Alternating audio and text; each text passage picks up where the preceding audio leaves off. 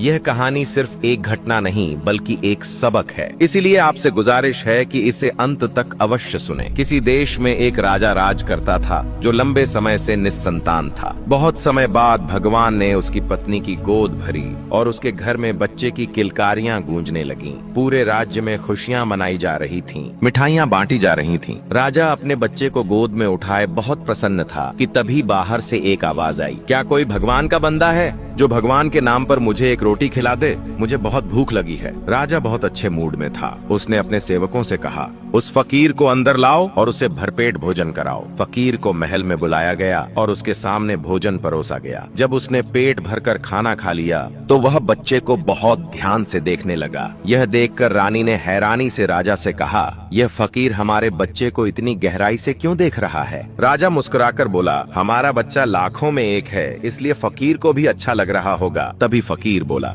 राजा साहब बुरा न माने तो एक बात कहूँ। राजा ने कहा, कहिए। फकीर बोला, जो बात मैं कहने जा रहा हूँ उसे दिल थाम कर सुनिए। यह बच्चा बड़ा होकर आप सबका जीना मुश्किल कर देगा। यह हर जगह आपकी बदनामी और बेइज्जती का कारण बनेगा। यह बच्चा अपने साथ एक काली छाया लेकर पैदा हुआ है। बेहतर यही होगा कि इसे किसी जंगल में छोड़ दिया जाए या किसी निस्संतान दंपति को सौंप दिया जाए। इसे अभी और इसी वक्त अपने घर से निकाल दीजिए। यह सुनकर राजा को बहुत क्रोध आया। वह गुस्से में बोला, मैंने तुम्हें अपने महल में बुलाया, सम्मान दिया और तुम मेरे बेटे के बारे में ऐसी बात कह रहे हो? इतने में रानी भी क्रोध से लाल आंखों के साथ बोली, मैं इस बच्चे को अपने सीने से लगाकर पालूंगी। तुम होते कौन हो ऐसी बात कहने वाले? जाओ और दोबारा इस महल का मुंह मत देखना। फकीर चुपचाप चला गया और राजा ने मन ही मन कहा, सचमुच अच्छाई का जमाना नहीं रहा। हमारा खाना खाकर हमें ही बदनाम करने पर यह बूढ़ा आदमी तिलमिला गया है। ऐसा कहकर राजा क्रोधित हो उठा। फकीर बोला,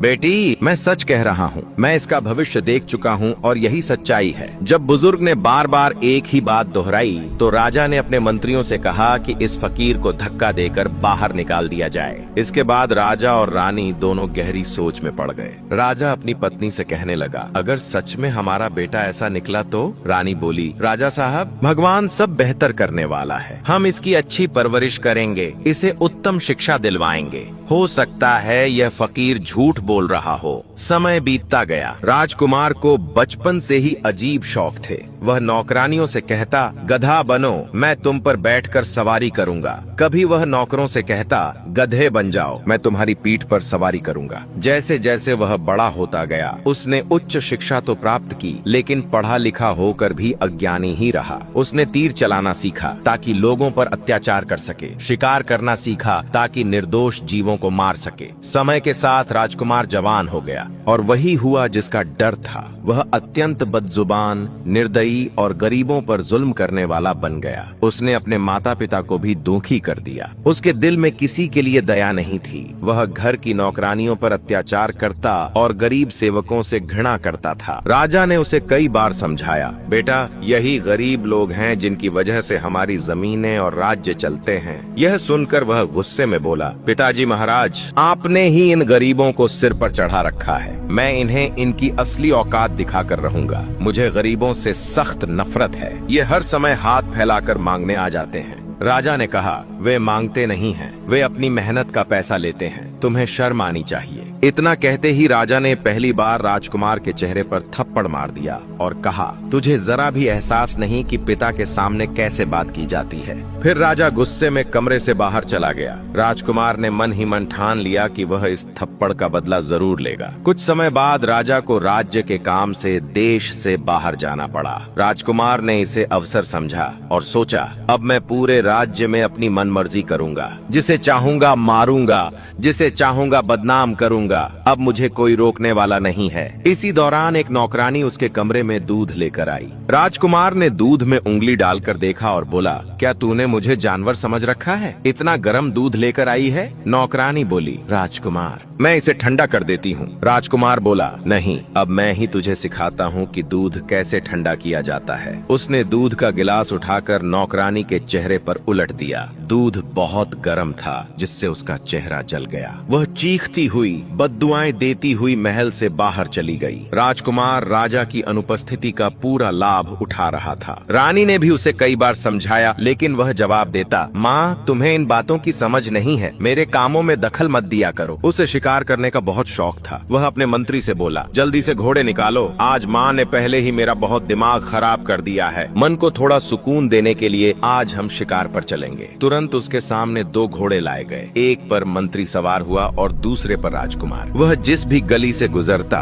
बच्चे डर के मारे चीखते हुए अपने घरों की ओर भाग जाते। औरतें सहम कर अपने घरों के अंदर छिप जाती। राजकुमार घोड़े पर सवार होकर हाथ में चाबुक लिए रहता। जो कोई उसे सलाम न करता, वह घोड़े की तेज रफ्तार में चलते चलते उसे चाबुक से मारता जाता। उसके दिल में जरा भी ईश्वर का भय नहीं था। उसका मानना था कि जितने भी गरीब हैं, वे सब गधे हैं और गधों की तरह काम करते हैं। चलते चलते राजकुमार की नजर एक पेड़ के नीचे पड़ी चारपाई पर पड़ी, जहाँ एक बूढ़ा किसान थक कर आराम कर रहा था। उसका शरीर बोझिल था और वह बेहद थका हुआ था। राजकुमार ने गुस्से में आकर चारपाई पर पैर मारा और उसे जमीन पर गिरा दिया। फिर बोला, देखो, यह कैसे आराम कर रहा है। यह तो गधा है, इसे काम करना चाहिए था, आराम नहीं। बुजुर्ग को हल्की सी चोट लगी, लेकिन वह असहाय था, कुछ कर नहीं सका। वह रोते हुए बद्दुआ देने लगा और बोला, ऐसी औलाद होने से तो राजा का निस्संतान होना ही अच्छा था।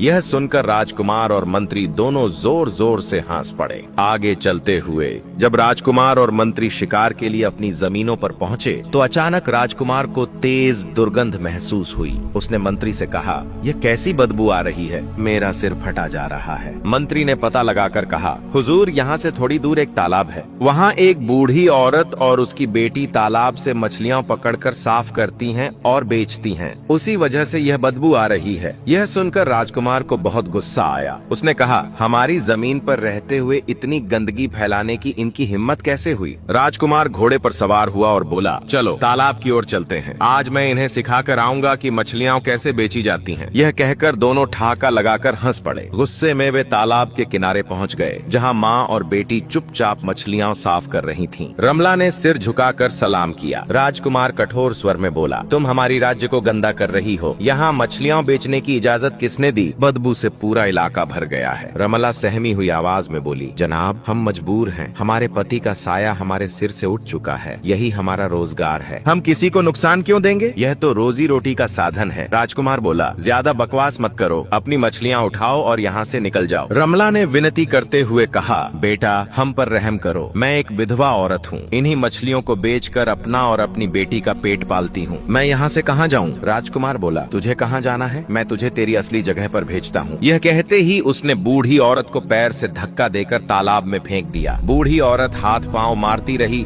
लेकिन असहाय होकर डूब गई। प्रमिला चीखते हुए बोली, तुम्हारी इतनी हिम्मत कैसे हुई कि मेरी माँ को तालाब में फेंक दिया। गरीब है तो क्या हुआ, क्या हम तुम्हारे जुल्म सहते रहें। वह वहीं खड़ी दहाड़ती और रोती रही, मेरी माँ को बचाओ, लेकिन किसी ने उसकी फरियाद नहीं सुनी। सब लोग राजकुमार के डर से चुप थे। तभी राजकुमार जोर से बोला, सुनो गाँव वालों, यह लड़की खुलेआम गलत हरकतें कर रही थी। जब इसकी माँ ने इसे रोका तो इसने अपनी माँ को धक्का देकर तालाब में फेंक दिया। अब यह झूठा रोना रो रही है। यह सुनकर प्रमिला सन्न रह गई। वह बोली, यह कैसा आरोप है हुजूर, आप मुझ पर ऐसा इल्जाम नहीं लगा सकते। राजकुमार हंसते हुए बोला, अभी अभी मैंने तेरी सच्चाई देख ली है। ऐसी औरत का इस गाँव में रहना गुनाह है जिसने अपनी बूढ़ी माँ की जान ले ली हो। फिर उसने सिपाहियों को आदेश दिया, इस औरत को अभी के अभी इस गाँव से बाहर निकाल दो। बड़ी मछली तो तालाब में चली गई, अगर छोटी मछली यहाँ रह गई तो पूरा तालाब गंदा कर देगी। यह कहकर वह हंसने लगा। सिपाहियों ने प्रमिला के चेहरे पर काला रंग मल दिया। उसने गधे पर बिठाया और शहर से बाहर निकाल दिया। प्रमिला रोते हुए कहती जा रही थी, याद रखना, एक दिन ऐसा आएगा कि तू मेरे पैरों में गिरेगा और मुझसे अपनी जान की भीख मांगेगा। राजकुमार बोला, जा अपना काम कर, लगता है तेरा दिमाग ठीक नहीं रहा। तुम गरीब हमारे पैरों में गिरते हो, हम नहीं। लोग चुपचाप खड़े रहे। राजकुमार के डर से सब गूंगे बने हुए थे। कोई कुछ बोलता तो अपनी जान से हाथ धो बैठता। हवा में तालाब में डूबी बूढ़ी औरत की चीखें जैसे गूंज रही थीं। रमला की बद्दुआ आसमान को चीर रही थी। जुल्म कभी सस्ता नहीं पड़ता बेटा। तूने एक बेवा माँ की जान ली और एक अनाथ लड़की को बदनाम किया। शाम ढलने लगी। राजकुमार मंत्री से बोला, अब यहाँ से बदबू नहीं आएगी, चलो कहीं और घूमने चलते हैं। दोनों घोड़ों पर सवार होकर अपनी जमीनों से वापस लौटने लगे। तब उनकी नजर एक बहुत ही सुंदर लड़की पर पड़ी जो अपनी बकरियां चरा रही थी। राजकुमार उसे देखकर मोहित हो गया और मंत्री से बोला, काश यह लड़की एक रात के लिए मुझे मिल जाए। मैंने इतनी सुंदर लड़की पहले कभी नहीं देखी। मंत्री बोला, राजकुमारों के लिए कोई भी काम मुश्किल नहीं होता, आप हुक्म दीजिए, अभी उसे आपके सामने ला देता हूँ। राजकुमार बोला, जाओ उससे बात करो, देर किस बात की है। मंत्री तेजी से आगे बढ़ा और उस लड़की से मुखातिब होने लगा। मंत्री उस लड़की से बोला, तुम बहुत सुंदर हो, हमारे राजकुमार को तुम पसंद आ गई हो। वे चाहते हैं कि तुम कुछ समय के लिए उनके साथ रहो, बाद में तुम्हें तुम्हारे घर पहुंचा दिया जाएगा। यह सुनते ही लड़की का खून खौल उठा। वह बोली, तुम्हें शर्म नहीं आती ऐसी बातें करते हुए? क्या मैं कोई खिलौना हूँ जिससे तुम्हारा राजकुमार खेलना चाहता है? मैं एक जिंदा इंसान हूँ, मेरे पास मत आना, वरना तुम्हें इसका भारी अंजाम भुगतना पड़ेगा। इतना कहकर वह डर के मारे वहाँ से भाग गई। यह सुनकर राजकुमार को बहुत क्रोध आया। उसने मंत्री से कहा, चलो इसका पीछा करते हैं। लड़की भागते भागते एक घर में जा पहुंची जहाँ उसका पिता उसका इंतजार कर रहा था। राजकुमार और मंत्री भी उसके पीछे पीछे वहाँ पहुँच गए। वहाँ पहुंचकर उन्होंने देखा कि लड़की का पिता वही बुजुर्ग था जिसने कभी राजा से कहा था कि उसका बेटा अपने साथ एक काली छाया लेकर पैदा हुआ है। वह फकीर थे जिनके पास लोग दुआ के लिए आते थे। जब बुजुर्ग की बेटी ने राजकुमार की पूरी बात उन्हें सुनाई तो वे क्रोध से भर उठे और राजकुमार से बोले, आज मैं तेरी अकड़ और घमंड सब मिटा दूंगा। तेरी हिम्मत कैसे हुई मेरी बेटी की ओर गलत नजर से देखने की? राजकुमार घबरा गया। उसे समझ आ गया कि अब माफी नहीं मिलेगी। वह बोला, इस बार मुझे माफ कर दीजिए, मुझे नहीं पता था कि यह आपकी बेटी है। यह सुनते ही बुजुर्ग और अधिक क्रोधित हो गए। उन्होंने अपनी हाथ को दखते हुए कुछ पढ़ना शुरू किया और पढ़ते पढ़ते राजकुमार पर फूंक मारी। उसी क्षण राजकुमार एक गधे में बदल गया। मंत्री हैरान रह गया और बुजुर्ग के चरणों में गिर पड़ा। वह रोते हुए बोला, यह नादान था, गलती कर बैठा, इसे माफ कर दीजिए। इसके माता पिता इसे इस हालत में देखकर टूट जाएंगे। लेकिन बुजुर्ग ने उसकी कोई बात नहीं सुनी और अपनी काम में लग गए। मंत्री बोला, अब मैं इसे किस मुंह से महल लेकर जाऊं? सब लोग मेरा मजाक उड़ाएंगे। बुजुर्ग बोले, ठीक है, इसे ले जाओ। महल में जाकर इसे पता चले कि जुल्म का अंजाम क्या होता है। मंत्री रोते हुए उस गधे को अपने साथ लेकर चल पड़ा। जब वे महल के पास पहुँचे तो वहाँ बहुत लोग इकट्ठा थे। मंत्री ने एक बुजुर्ग से पूछा, यहाँ इतनी भीड़ क्यों है? उस बुजुर्ग ने बताया, एक दूसरे राजा ने जबरदस्ती इस महल पर कब्जा कर लिया है और राजकुमार के माता पिता को महल से बाहर निकाल दिया गया है। यह सुनते ही वह गधा भीतर ही भीतर रो पड़ा और मन ही मन कहने लगा, यह सब मेरी गलतियों का नतीजा है। मैंने कितने लोगों को बेघर किया, कितनों पर जुल्म ढाए। आज वही सब मेरे माता पिता के साथ हो रहा है। मेरे कर्मों की सजा उन्हें मिल रही है। न जाने इस समय मेरे माता पिता कहाँ भटक रहे होंगे। यह सोचकर वह मंत्री को साथ लेकर अपने माता पिता की खोज में निकल पड़ा। उसी बुजुर्ग ने उन्हें बताया कि एक जगह पर मिट्टी की एक झोपड़ी बनाकर राजा और रानी रह रहे हैं और दर दर की ठोकरें खा चुके हैं। दोनों धीरे धीरे शहर से बाहर निकल गए। राजकुमार गधे के रूप में था, लेकिन दिल इंसान का ही था और मंत्री के मन में गहरी शर्मिंदगी भरी हुई थी। वे अपने राजा और रानी को ढूंढने निकल पड़े। सूरज ढल रहा था, हवा हल्की हल्की चल रही थी और रास्ते भर जैसे राजकुमार की ही अंदरूनी आवाज गूंज रही थी, हे भगवान, काश मुझे एक मौका मिल जाए कि मैं अपने माता पिता के चरण चूम सकूं। उधर राजा और रानी एक पुरानी झोपड़ी में रहने लगे थे। राजा के कपड़े फटे हुए थे और रानी की आंखों में थकान और गहरा दुख साफ झलक रहा था। वह रो रो कर कहती, हमारे बेटे के गुनाहों की सजा हमें मिली है। अगर उस समय हम उस बुजुर्ग की बात मान लेते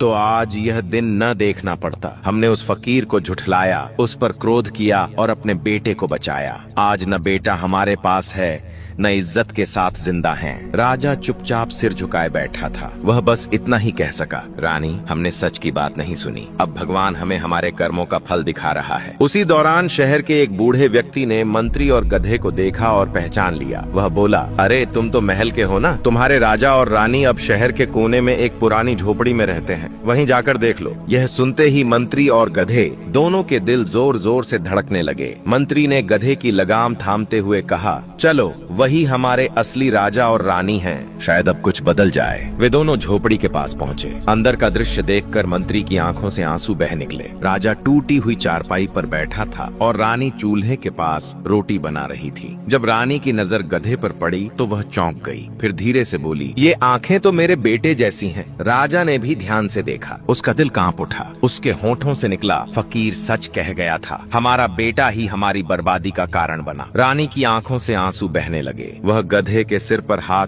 फेरती रही और रोती रही, हे भगवान, हम सबको माफ कर दे। गधा जमीन पर बैठ गया। उसकी आंखों से आंसू बहने लगे, जैसे वह अपने माता पिता से माफी मांग रहा हो। पिताजी महाराज, मुझे माफ कर दो, मैंने बहुत बड़ा गुनाह किया है। मैंने एक नेक लड़की की इज्जत पर हाथ डालने की कोशिश की थी। वह फकीर बाबा की थी। उन्होंने गुस्से में मुझे बद्दुआ दी और मैं गधा बन गया। लेकिन वह यह सब बोल नहीं सकता था। राजा और रानी उसकी हालत देखकर भी कुछ समझ नहीं पा रहे थे। तभी मंत्री ने पूरी सच्चाई उन्हें बता दी। यह सुनते ही राजा और रानी के रोंगटे खड़े हो गए। रानी रोते हुए बोली, बेटा, हमने भी उस बुजुर्ग की बात नहीं मानी थी। शायद इसी कारण भगवान ने हमें भी यह सजा दी है। तभी राजा ने एक निर्णय लिया। उसने कहा, चलो हम फिर से उसी बुजुर्ग के पास चलते हैं और उनसे माफी मांगते हैं। शायद भगवान हमारे दिलों की हालत देखकर रहम कर दे। इसके बाद वे तीनों मिलकर उस बुजुर्ग के पास पहुँचे। बुजुर्ग एक पेड़ के नीचे बैठे थे। राजा आगे बढ़ा, जमीन पर बैठ गया और विनती करते हुए बोला, हुजूर, हमसे बहुत बड़ी भूल हो गई। आपकी बात न मानकर हमने भगवान के हुक्म की नाफरमानी की। हमारे बेटे से गुनाह हुआ है, उसे माफ कर दीजिए, उसे फिर से इंसान बना दीजिए। बुजुर्ग ने एक गहरी सांस ली और बोले,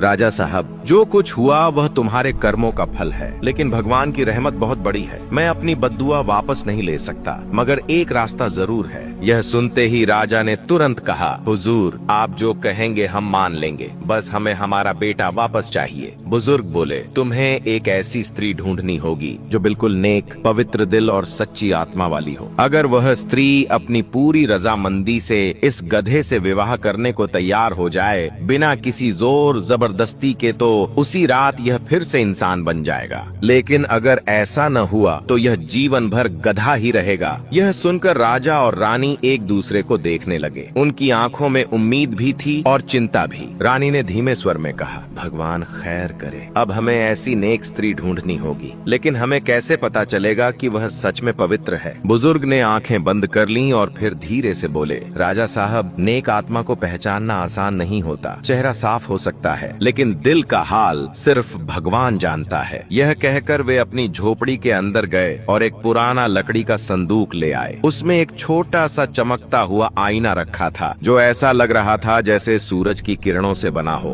बुजुर्ग ने वह आईना राजा के हाथ में देते हुए कहा, यह कोई साधारण आईना नहीं है। इसमें केवल सच्चे दिल वाले का प्रतिबिंब साफ दिखाई देता है। अगर किसी की नीयत में छल हो या दिल में गुनाह हो तो उसका चेहरा इस आईने में काला और धुंधला दिखाई देगा, लेकिन जिसकी आत्मा पवित्र होगी उसका चेहरा इसमें सुबह की रोशनी की तरह चमकेगा। रानी ने हैरानी से पूछा, यह पहचान कैसे होगी? बुजुर्ग बोले, जहाँ भी तुम किसी स्त्री से मिलो, ये आईना उसके सामने रखना। अगर इसमें तुम्हें रोशनी दिखाई दे तो समझ लेना कि वह दिल से पवित्र है, लेकिन याद रखना, किसी पर जोर मत डालना। अगर वह अपनी खुशी से तैयार हुई तब तुम्हारे बेटे की तकदीर बदलेगी। नियत में जरा सी भी चालाकी हुई तो यह आईना टूट जाएगा। राजा ने झुककर बुजुर्ग का हाथ चूमा और कहा, हुजूर, दुआ कीजिए कि हमें वह नेक आत्मा मिल जाए। बुजुर्ग ने आसमान की ओर देखा और बोले, भगवान तुम्हें सही राह दिखाए और तुम्हारे बेटे के लिए ऐसा नसीब लिख दे जो उसके गुनाहों को धो डाले। इसके बाद राजा के रानी और गधे का रूप धारण किए। राजकुमार ने झुककर सलाम किया और वहां से रवाना हो गए। रानी ने बेटे के गले में हाथ डालकर कहा, बेटा, अब तुम्हारी किस्मत तुम्हारे सामने है। अगर भगवान चाहे तो यह आईना तुम्हें मुक्ति दिला देगा। राजकुमार की आंखों से आंसू बहने लगे। वह बोला, अगर मेरी तौबा कबूल हो गई तो मैं पूरी जिंदगी नेक रास्ते पर चलूंगा। राजा ने रानी से कहा, तुम इस गधे बने हुए बेटे के साथ घर में रहो, हम उस नेक लड़की की तलाश करेंगे। भगवान करे वह हमें मिल जाए। इसके बाद राजा और मंत्री जगह जगह जाकर ऐसी स्त्री की तलाश करने लगे, लेकिन हर बार निराशा ही हाथ लगी। शाम होने लगी थी। सूरज धीरे धीरे ढल रहा था। वे सुबह से गांव गांव भटक रहे थे। उनके हाथ में वही बुजुर्ग का दिया हुआ आईना था, लेकिन किसी भी लड़की का चेहरा उसमें साफ दिखाई नहीं देता था। हर चेहरे में धुंधलापन और अंधकार नजर आता। नमक हारकर दोनों एक पेड़ के नीचे बैठ गए। राजा ने उदासी से कहा, मंत्री, लगता है हमारा बेटा अब हमेशा के लिए गधा ही रहेगा। शायद भगवान हमें माफ नहीं करेगा। इतना कहते कहते राजा की आंख लग गई। मंत्री की नजरें इधर उधर घूम रही थीं, जैसे किसी को खोज रही हों। तभी पास की एक छोटी सी मिट्टी की कुटिया से मधुर आवाज आने लगी। आवाज इतनी शांत और सुकून देने वाली थी कि मंत्री के दिल को छू गई। वह धीरे से उठा और कुटिया के दरवाजे के पास जा खड़ा हुआ। अंदर एक युवती बैठी थी, सफेद कपड़ों में, चेहरे पर दिव्य तेज। मंत्री ने धीरे से वह आईना उसकी ओर किया। आईने में उस लड़की का चेहरा ऐसे चमक उठा मानो रोशनी फूट पड़ी हो। यह देखकर मंत्री हैरान रह गया। उसने झुककर कहा, बेटी, तुम बहुत पवित्र आत्मा हो। तुम्हारे एक निर्णय से किसी इंसान की जिंदगी बदल सकती है। अगर तुम अनुमति दो तो हमारे साथ चलो। तुम्हारे एक नेक कदम से एक गुनहगार की सजा समाप्त हो सकती है। लड़की घबरा गई और बोली, आप मुझे कहाँ ले जाना चाहते हैं? मंत्री बोला, हम तुम्हें अपने शहर ले जाना चाहते हैं। वहाँ जाकर तुम्हें पूरी सच्चाई पता चलेगी। बस अपने दिल में यह सोच लो कि तुम एक बहुत बड़ा नेक काम करने जा रही हो। लड़की ने कुछ क्षण सोचा,